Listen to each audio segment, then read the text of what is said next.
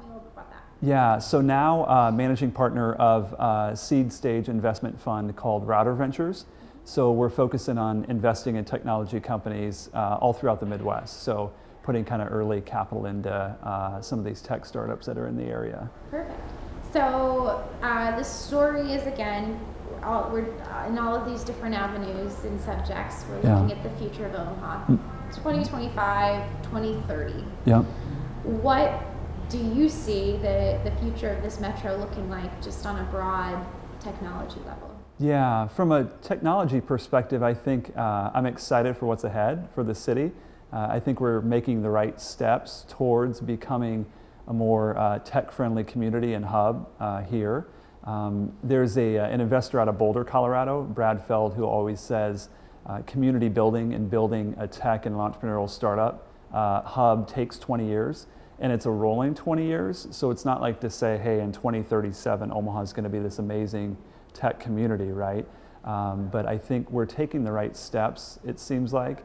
There's an increased level of awareness for companies like Huddle and Flywheel and Builder Trend that are here in the city that are employing, some of these hundreds of employees and some of the folks that, we're worried about losing to other cities. So I think we're on the right step. I think things that need to improve or change is an increased level of capital available for some of these startups, right? So, when a company is making strides, has early revenue and sales, there's still just a limited number of resources and outlets for these companies to go to raise capital in Omaha. But I think we're headed the right direction, I think, high level, macro level. Yeah.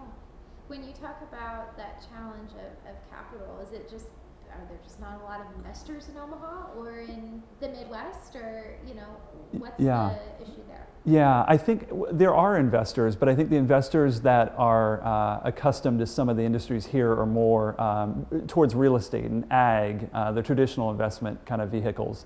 Berkshire Hathaway's made a tremendous amount of people wealthy in a sense, but a lot of that wealth hasn't translated into investing in tech companies and tech startups just yet.